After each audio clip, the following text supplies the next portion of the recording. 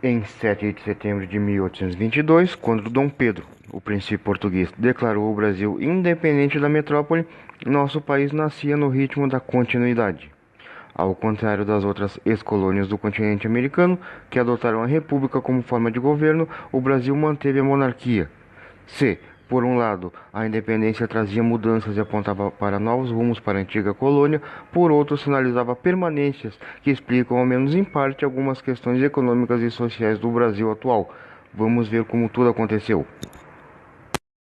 Como vimos nas aulas anteriores, a situação de Portugal no plano internacional do século XVIII era bastante delicada.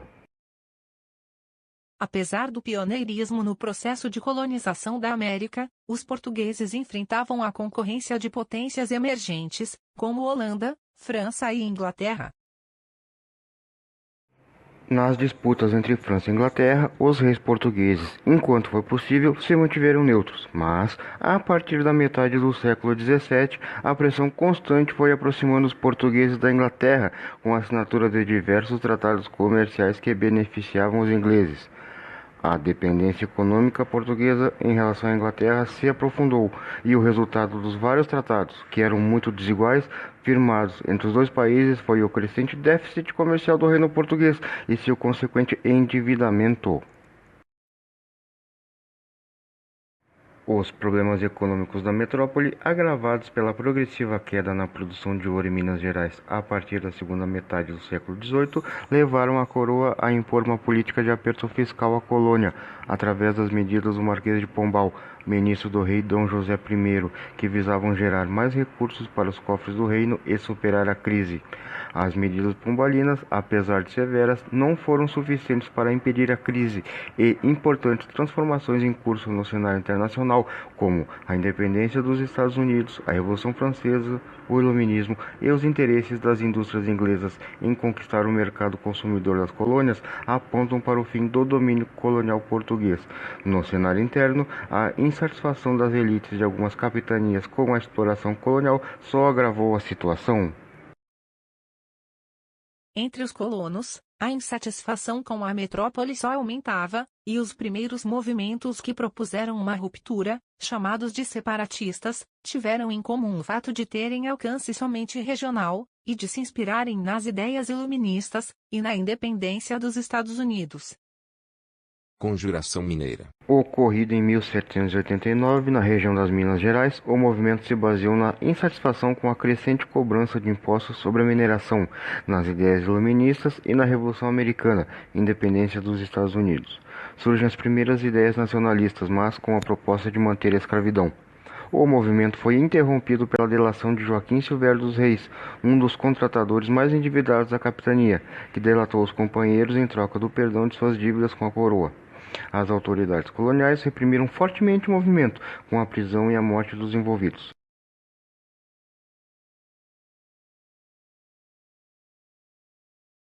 Embora não tenha se concretizado por conta da delação de Joaquim Silvério, a Conjuração Mineira permitiu que um novo horizonte político fosse vislumbrado para a colônia. Conjuração Baiana. No final do século XVIII, houve um aumento da procura pelo açúcar brasileiro, por conta das guerras de independência do Haiti. Com isso, os preços desse produto subiram, e muitos donos de engenho da Bahia decidiram ampliar o cultivo de cana e reduzir as plantações de gêneros alimentícios, o que causou escassez de produtos e aumento dos preços. Grande parte da população começou a enfrentar a fome, criando um ambiente propício para a revolta. A divulgação de ideias iluministas e de notícias sobre a Revolução Francesa também serviram de combustível ao projeto revolucionário. A Conjuração Baiana, Conjuração dos Búzios ou Revolta dos Alfaiates, como também é conhecida, aconteceu na Bahia entre os anos de 1798 e 1799 e foi uma revolta contra as más condições de vida, a favor do livre comércio na colônia, da abolição da escravidão e de uma república independente. Embora tenha agregado diversos setores da sociedade, tinha um caráter popular e um forte conteúdo de oposição à elite econômica e social. Como todas as rebeliões ocorridas durante a colônia, foi fortemente reprimida pelas autoridades coloniais, com a prisão e a morte dos envolvidos.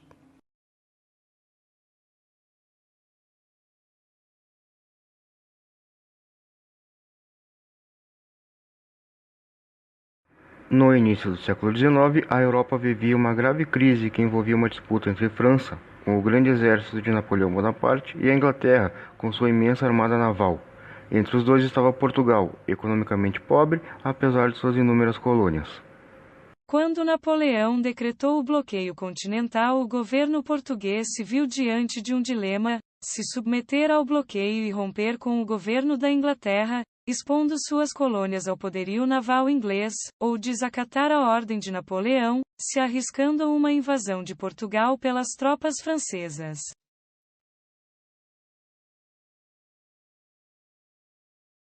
Diante do impasse, Dom João, rei de Portugal, e seus ministros escolheram uma alternativa que não implicasse em um confronto direto: transferir a corte portuguesa para o Brasil. Essa não era uma ideia nova, e diante das pressões, a mudança foi vista como a melhor opção, porque evitaria o conflito militar direto com a França, garantiria a segurança da família real e impediria a invasão do Brasil pela Inglaterra. Assim, em 24 de janeiro de 1808, Dom João e sua corte portuguesa desembarcaram na Bahia. 4 dias após o desembarque, em 28 de janeiro, o rei assinou a abertura dos portos brasileiros às Nações Amigas, dando início ao rompimento do exclusivo metropolitano e maior acesso à Inglaterra, com a qual a coroa portuguesa tinha grandes dívidas. Em 8 de março, a coroa se transfere para o Rio de Janeiro, dando início ao período joanino, e em 1º de abril, Dom João autoriza o funcionamento de fábricas e manufaturas no Brasil, proibidas desde 1785.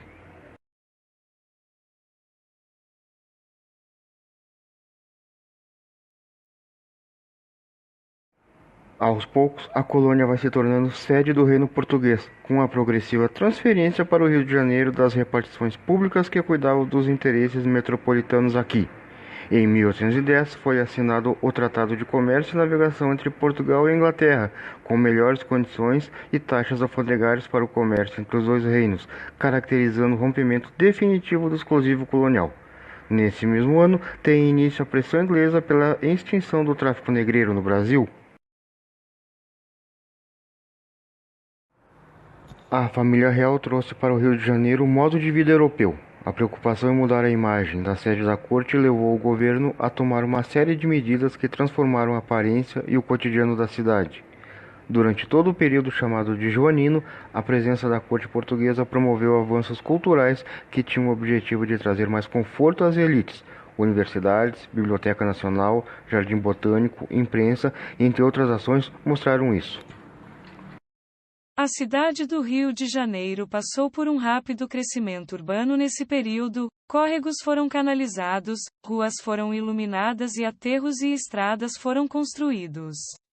Tornaram-se comuns eventos como bailes, óperas e jantares aristocráticos, bem como o beijamão, uma cerimônia típica das monarquias europeias absolutistas em que o rei ouvia queixas dos súditos e podia conceder a eles benefícios e favores.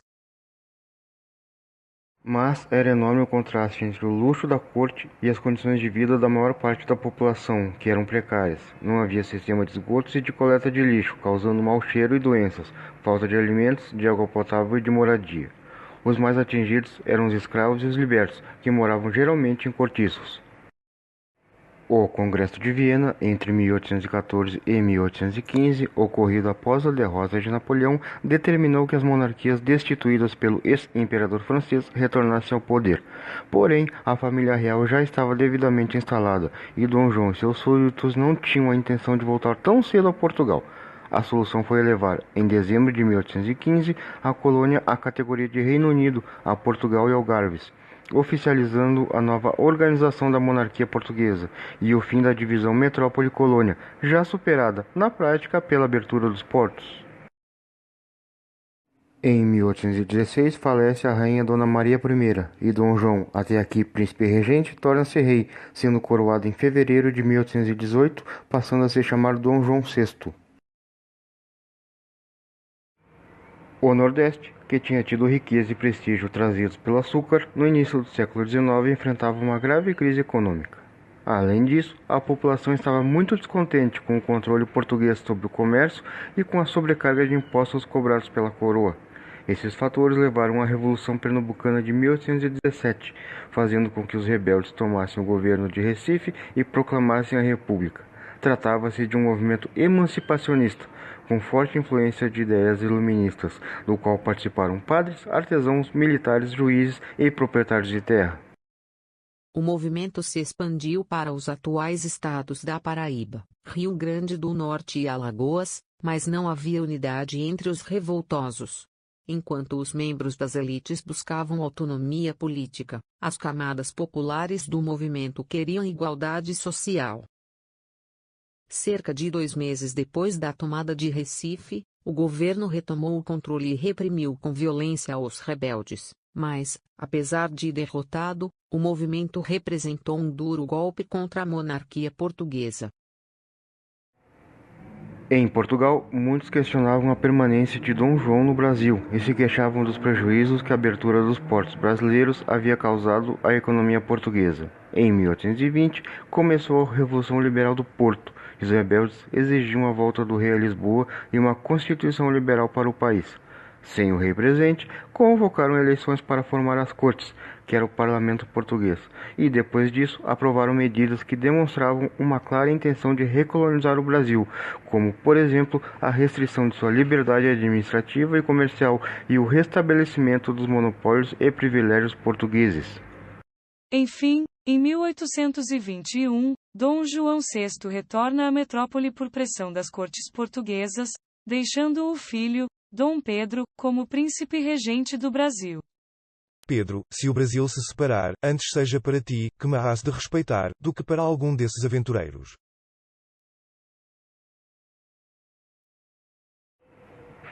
A maior parte da elite brasileira, formada principalmente por grandes proprietários de terras, era favorável a que Dom Pedro governasse o Brasil como regente. Considerava-se que um monarca português em terras brasileiras poderia garantir as liberdades políticas e econômicas conquistadas desde 1808, com a chegada da família real, e evitando, assim, uma mobilização social pela independência, no que essas elites não tinham nenhum interesse, em particular por temerem uma rebelião escrava, como a que ocorrera no Haiti anos antes. Entretanto, as pressões das cortes portuguesas levaram essa elite a admitir a ideia da independência. Percebendo isso, as cortes exigiram o retorno de Dom Pedro a Portugal, mas a decisão do príncipe regente, anunciada no dia 9 de janeiro de 1822, foi permanecer no Brasil, episódio que ficou conhecido como Dia do Fico. As relações entre as cortes e o Brasil se deterioravam rapidamente, e estas reduziram o poder do príncipe regente. Ao receber tal notícia, e orientado pela opinião do ministro José Bonifácio e da esposa Leopoldina, que realizaram uma reunião do Conselho de Estado em 2 de setembro de 1822, deliberando pela independência do Brasil, Dom Pedro rompeu com Portugal, e no dia 7 de setembro daquele ano proclamou a independência do Brasil.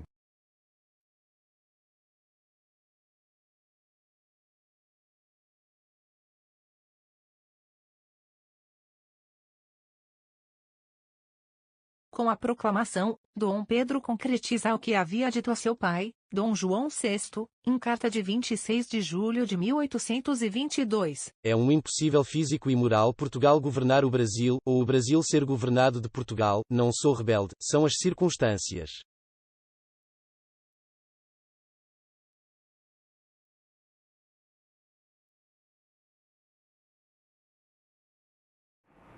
Dom Pedro foi aclamado imperador em outubro e coroado em dezembro, e as elites se aproximaram dele com o objetivo de inviabilizar a participação popular na luta pela independência e de garantir a manutenção de seus privilégios. Foi assim que o Brasil, nascido da proclamação da independência, continuaria a ser um país monárquico e escravista. A independência do Brasil foi o resultado de um longo processo que, ao contrário do que se convencionou pensar, não foi totalmente pacífico.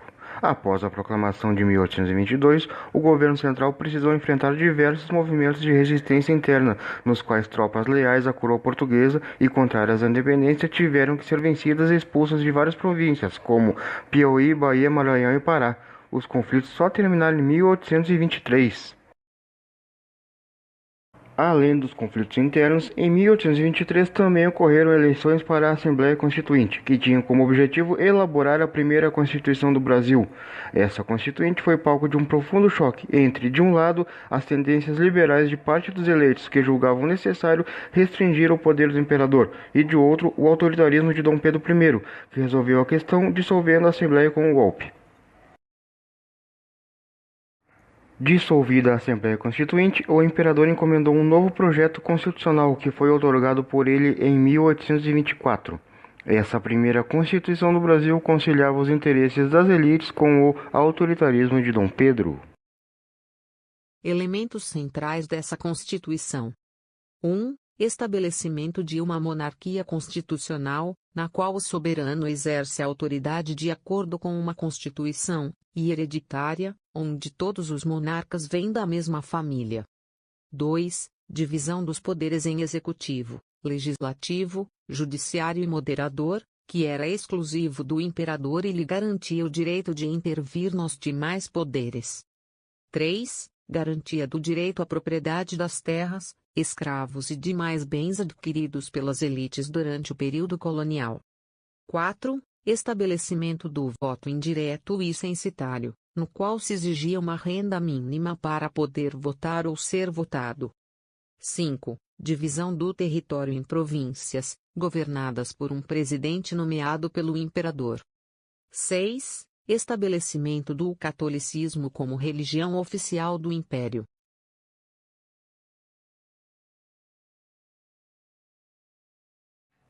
O primeiro reinado foi um período bastante conturbado, no qual permaneciam presentes os conflitos entre o imperador e as elites brasileiras, que, após conquistarem seu objetivo principal, que era libertar a colônia das obrigações políticas e econômicas para com a metrópole, queriam assegurar o controle da nação.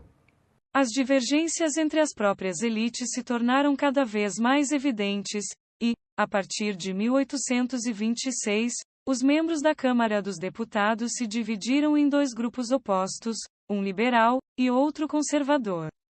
Apesar de ser possível diferenciar liberais de conservadores, nem sempre havia coerência entre as ideias e a prática política. No processo de formação do Estado Nacional Brasileiro, diferentes projetos surgiram em diferentes regiões do Brasil. As elites regionais, as camadas médias urbanas e as camadas populares não tinham as mesmas ideias.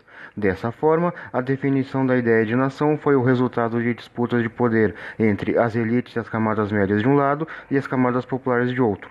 A verdade é que as classes populares assustavam as elites. Por isso, os grupos dominantes defendiam um Estado autoritário e muitos conflitos surgiram, sobretudo no período regencial.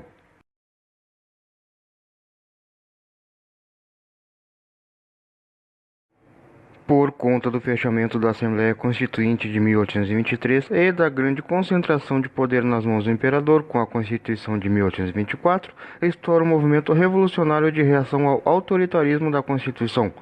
Com foco em Pernambuco e adesão do Rio Grande do Norte, Ceará, Piauí e Paraíba, os revoltosos proclamaram, em julho de 1824, uma república independente, a Confederação do Equador. O governo imperial reprimiu violentamente o movimento. Os principais líderes foram presos e 9 deles foram condenados à morte. A dependência brasileira dos preços dos produtos agrários no exterior, o custo elevado das lutas de independência, e a pesada indenização exigida pelo governo português, levaram o país ao endividamento. A resposta do imperador foi desastrosa. Emitiu mais moeda do que podia, causando o aumento do custo de vida e a falência, em 1829, do Banco do Brasil.